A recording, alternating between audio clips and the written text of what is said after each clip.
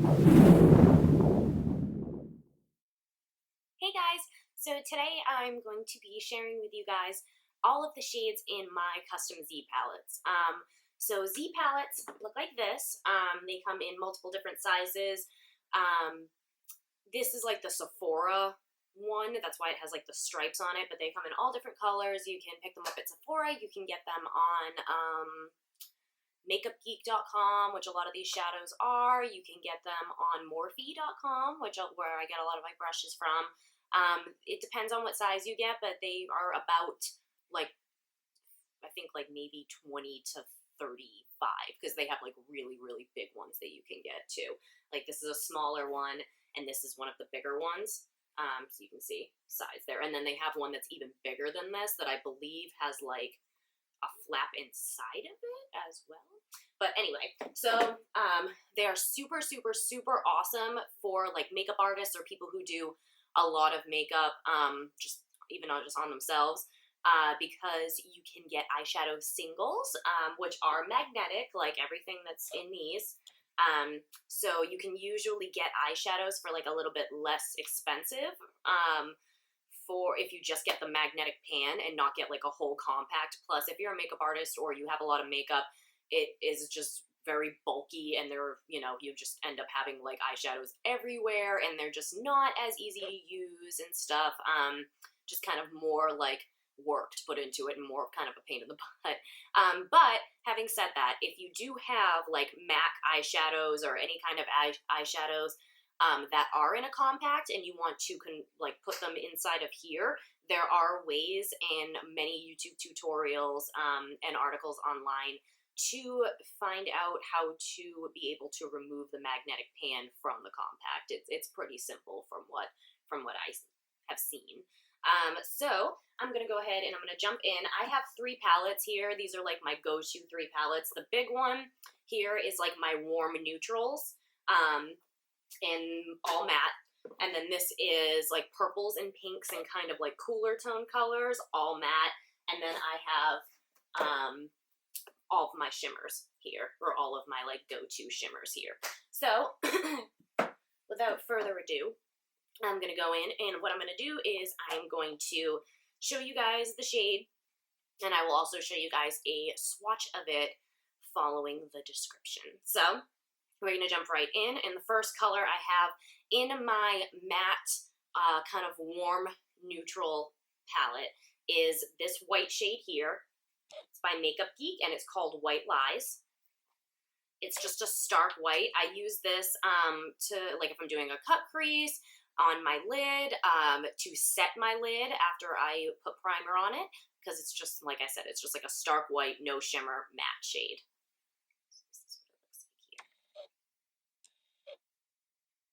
So the next shade I have on the palette is just, again, a very light neutral kind of lid shade or setting shade, and it's kind of like a light yellow base, and this is like my favorite matte shadow for highlighting under the brow bone if you don't want like a really, really like highlighted brow bone, but you just kind of want to clean it up. And this is Mirage from Makeup Geek, and you can see there the yellow tone in it, and yellow is really great for the purpose of brightening. So my next shade is, if you are big into YouTube or big into makeup, you probably have heard about this shade a bazillion times, because it is like the most universal transition shade that I probably own and have seen. It is called Peach Smoothie by Makeup Geek, and it is a extremely fair orangey brown kind of color. Not even brown, but like a tan, like an orangey tan. This color is amazing for a transition shade, again, because it's very close to a lot of people's skin tone. And I also noticed a great thing about this shade is that if you make a mistake or like bring your shadow up too high, you can put this on a big fluffy brush and kind of just like buff away your mistake. So awesome shade. This is like a total must have for everybody who's really into makeup.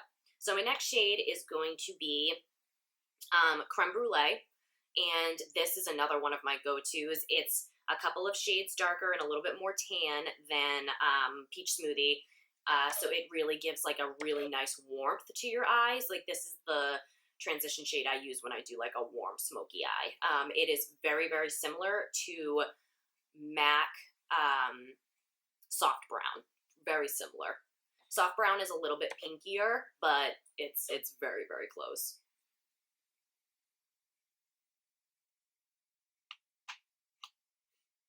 So the next shade I have here is from Anastasia Beverly Hills. It's called Fawn. It is a kind of neutrally, just pretty standard light neutral brown. I love this shade specifically because it is so neutral. It works with so many skin tones, and it's great if you're not trying to do like a super warm eye look or a super cool eye look. It's kind of right there in the middle, great for kind of neutralizing an eye look and kind of tying everything together. Again, this is a really nice transition shade or a great shade for like your lower crease to add a little bit of depth.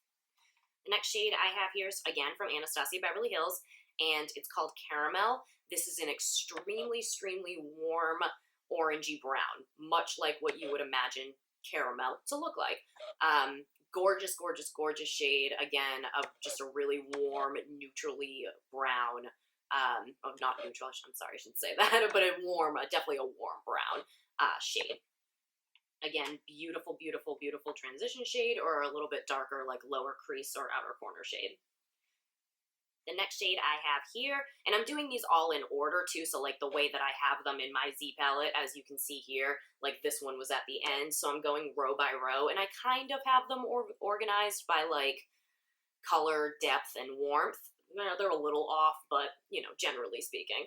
So the next shade here is Sienna from, again, Anastasia Beverly Hills. And this is a beautiful, very warm, like, washed out brick red. I guess it would probably be a good way to describe it. It's muted. It's beautiful. It's just, it's like a rusty, muted shade. It adds a lot of depth, very warm. Again, looks amazing on like tons and tons of people. All of these shades that I have in here, just so I don't sound like insanely redundant, the reasons why I have these shades in my Z palettes and like I travel with them with my clients and stuff is because most of these shades are very universal. And just, you know, you can create like a really classic go-to quick look with a lot of these shades.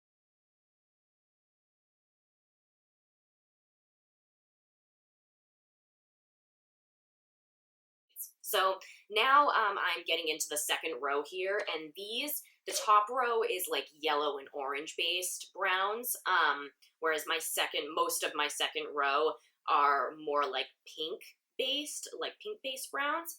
So the first one I have here is my personal favorite transition shade, because I'm cool tone, and I find that it just works really well on me. It's called Birkin by Anastasia Beverly Hills, and this is a pinky based neutral brown. So whereas Creme Brûlée, that shade that I said was much like soft brown from MAC, is an orange based or a very warm brown, this is going to be kind of like a cooler neutral brown, and it works beautifully with my skin tone. So this is really, really great for cool toned people. The next shade I have is from Makeup Geek, and it's called Frappe. And again, this is a kind of pinkier brown. I'm trying to think of how to even like describe this. It's very hard to describe. It's just like a couple shades darker than Birkin. But again, kind of a neutrally brown, but very much so with like a pink undertone. So I would say that it's slightly more cool toned. Pretty neutral, but I would say more towards the cool side. Now this next shade is definitely a cool shade. This is from Makeup Geek, and this is Latte. Much like what you would imagine a latte to look like. An extremely like neutrally brown. Very, very neutral. Very not super warm. It's not super, super cool either. I would say it's like leaning a little bit more towards the cool side, but it's just extremely neutral.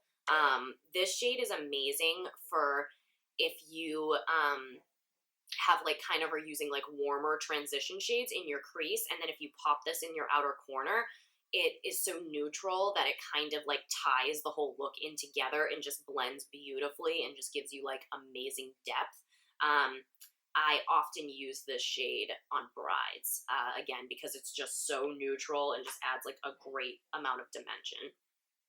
So the next shade that I have in here is a new one that I just picked up because I've seen a lot of YouTubers talking about it, and I specifically saw one YouTuber mention that she loves mixing this shade with Anastasia's Birkin. And since I love Birkin so much because it's like my perfect transition shade, I was like, I have to pick up this shade and see how they look together. And she was right. It looks like they were made to go together. So this is Blazing by Anastasia, and this is very warm.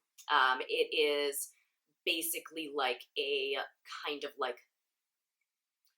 I'm trying to think, it's very hard to describe some of these. It is like a red brick kind of color, but it has like an oranginess to it. So it's not like a deep red, even though it kind of looks that way in the pan. It's like an orangey red, but it just has a lot of color payoff, and it's just really beautiful. And again, it mixes stunningly with Anastasia's Birkin. I think they're kind of like on the same undertone. Just, Blazing being much, much, much deeper in shade. So the next shade I have in here has been one of my go-tos, a huge makeup artist go-to, and it's Cocoa Bear by Makeup Geek. And this is just your typical warm, very, very rich brown. So your MAC brown script, kind of like that, just that really rich, warm brown, just beautiful, beautiful shade. So the next one I have here is Bitten by Makeup Geek. This was one of my first, I think it might actually been the first shade I bought from Makeup Geek because I saw Jaclyn Hill like freaking out about it. And it's beautiful. I love this shade so much. It's like this like deep like berry purpley red color. It's a very purpley red, like wine, very rich, but it's beautiful, beautiful. I love using this on my lower lash line to define my lower lash line, or on the outer corner of my eye look. The next one is a little bit of a newer shade from Makeup Geek again, and it's called Cherry Cola. It does look a little bit like Bitten, but it is a little bit deeper and a little bit more purple, I would say, than Bitten. Definitely more purple. So this would be more of like, excuse me, I'm trying to think. This is more of like a marsala color, opposed to Bitten being more of like a berry. So that kind of gives you an idea. It's definitely like a deeper purpley color.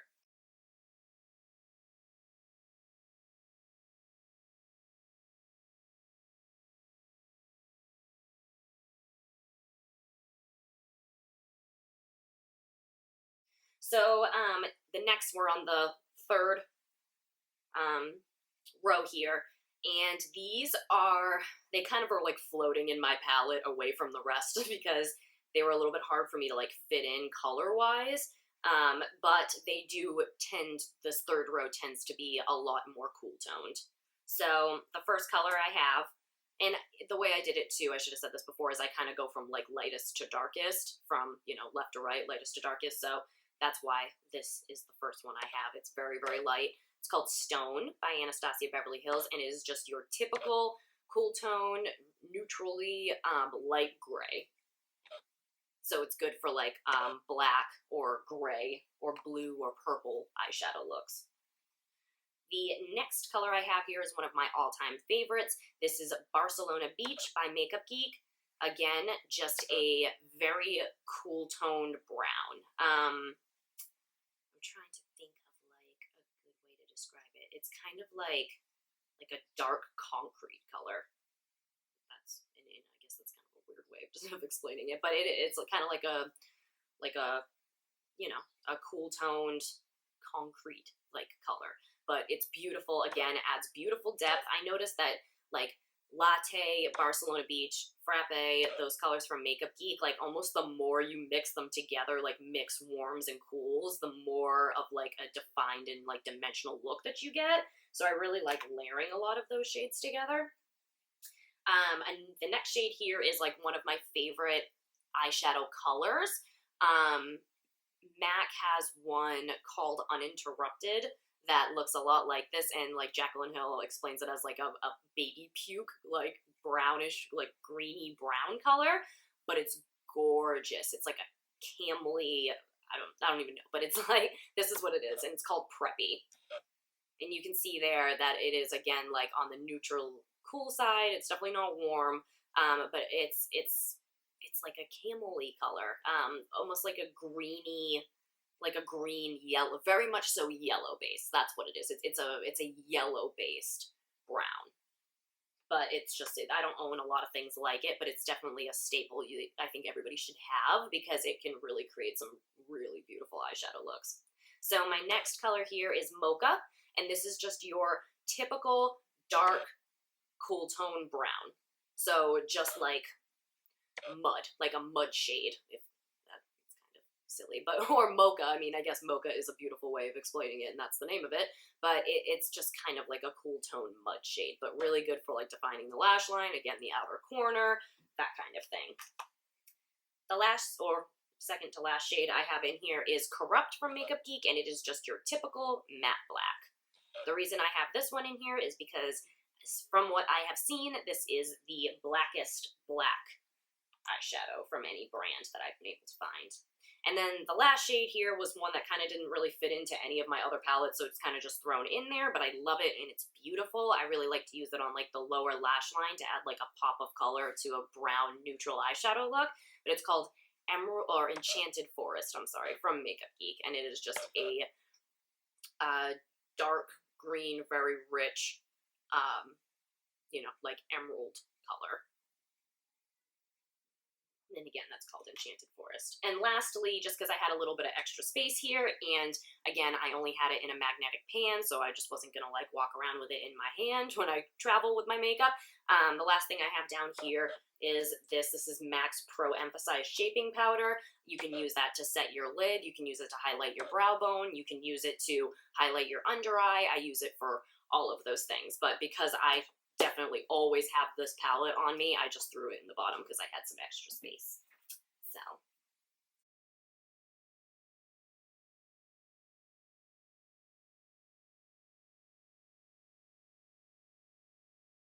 So next we're gonna jump in, and I am going to go over my smaller cool tone purple palette. So this is like purples and pinks. I had a lot of purple and pinks in this main palette for a while, and it was just like too much.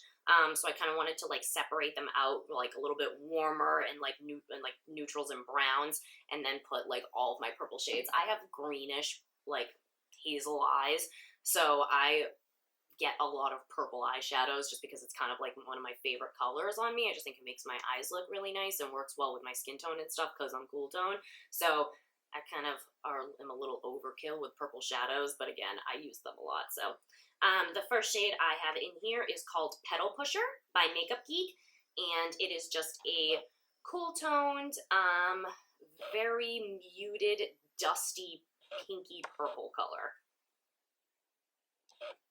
But again, very like muted and dusty. It's beautiful. They're all kind of in, a lot of these at least are, excuse me, in that kind of like dusty mauve-y range. I really love those colors, you know, in fashion and clothing, in design, in anything. So, and then I always find myself seeking them out in eyeshadow colors too because I love them so much. So the next one here is Dusty Rose by Anastasia.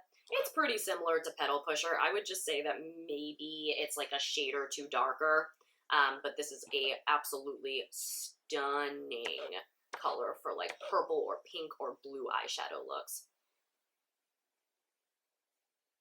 Love this color. It's a very, very popular Anastasia Beverly Hills color. So the next shade is a true cool tone light pink. It's different than like Petal Pusher and Dusty Rose because it's not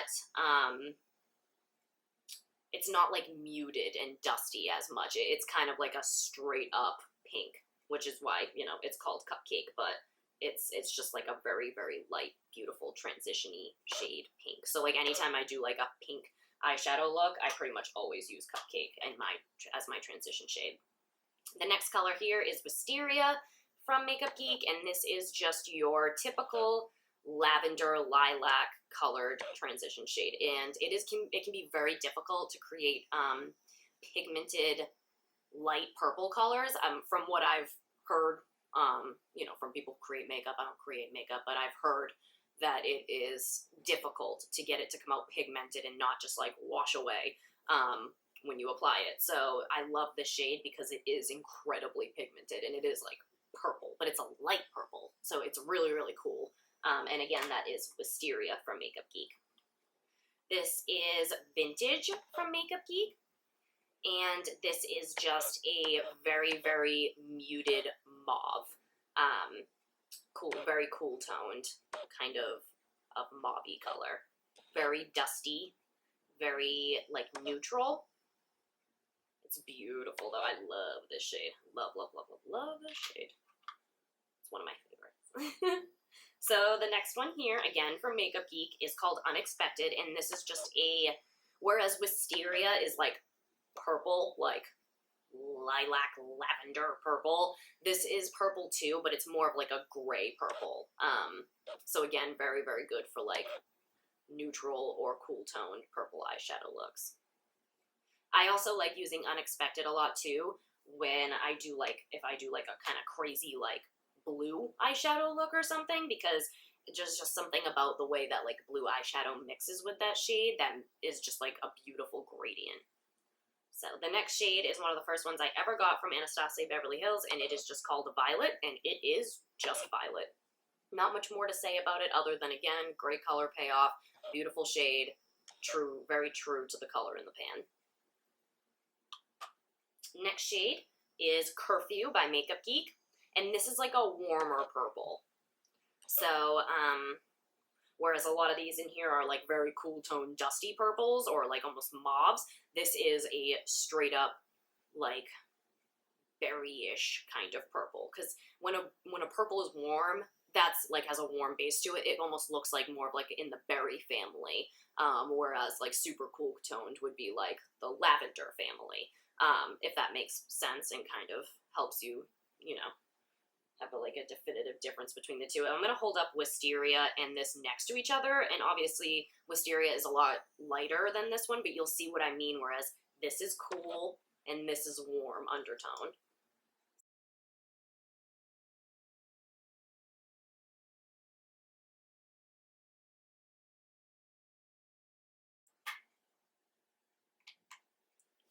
So the next shade I have in here is called Beauty Mark, and again, this was one of the first shades I ever got from Anastasia, and it is like just a like deep, very brown kind of purple color.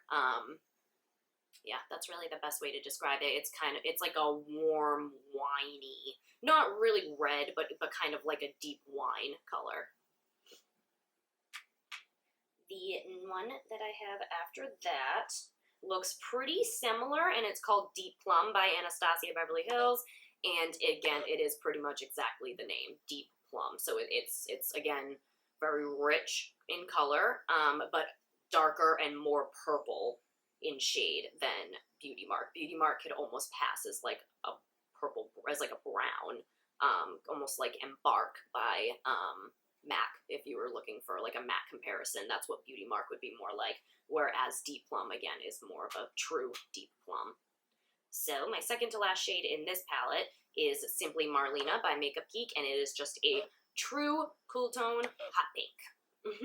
Not much more to say about it, but it is very, very fun to use for pink eyeshadow looks and for like summer eyeshadow looks. It's gorgeous. And lastly, my favorite, favorite, favorite purple of all time is Makeup Forever's M928.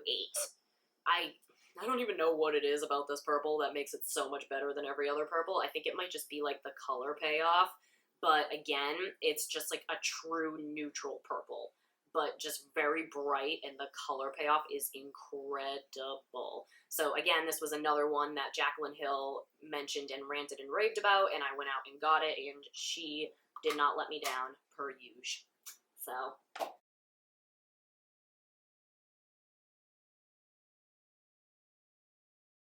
But I really wanted to show you guys my go-to shades. And again, like, I deeply believe that anybody who's really into makeup or, you know, just like does any kind of freelance work or anything like that, that Z palettes are the way to go, because again, they're customizable and you often save yourself a couple of dollars buying just the pans versus the whole entire compact. It's less bulky. Again, you can do whatever you want with them and travel. It's just amazing. I love Z palettes so much. Also, having said that, I'm sure you noticed that most of these shades are from Anastasia Beverly Hills or from Makeup Geek. Before I really discovered Z palettes, a lot of the MAC shadows I actually bought them in compacts, and I just have been like kind of lazy about taking them out and putting them in there. So I am missing a lot of MAC shades that I love a lot, but there are plenty of comparable shades in here from Makeup Geek and Anastasia Beverly Hills that could just fill in for whatever MAC shadows that are comparable to it in here. So, but I hope that you guys enjoyed it. If you have any questions about anything or anything like that, or, you know, you guys want to know like some more brands that I think are affordable with really high quality, definitely let me know. Anastasia, it's almost like MAC, like price-wise, MAC, Anastasia, and Makeup Geek. Makeup Geek shadows I think are like $6 or $7 a piece, and for the color payoff, that's incredible. So there's really like no excuse to, in my book at least, for people to be like, oh, I don't want to spend like $50 on an eyeshadow palette, like I'm just gonna go to CVS and get whatever, and then they're like, oh, it sucks, I can't blend this out. But it's probably because it's not like the greatest quality in the world. But if there's things out there that you can pay drugstore price for but still get really great quality, why would you not do that? So again, Makeup Geek, makeupgeek.com. They have a lot of these shadows. They have the Z palettes for sale, and then the rest are from AnastasiaBeverlyHills.com. And Anastasia Beverly Hills also just recently started putting their collection in Sephora and some Ultas, I believe. So, and Macy's Impulse as well, if you have one of those around you. So if you want to, before it used to be all online, it was kind of hard to like pick out shades because you couldn't swatch them and stuff. But now it's a lot easier because you have a lot more access to them because they have gotten so popular. And I think that that's the fact that they have become so much more accessible to just the average person and for people to, you know, try out and swatch and stuff is because they are so successful. And I think that speaks volumes about the company that all of a sudden they are in these major retailers. So if that answers any questions you have about quality or anything like that, there you go. So I really hope you guys enjoyed this. Again, if you did, please give me a thumbs up and subscribe, and I'll see you guys in my next video. Bye!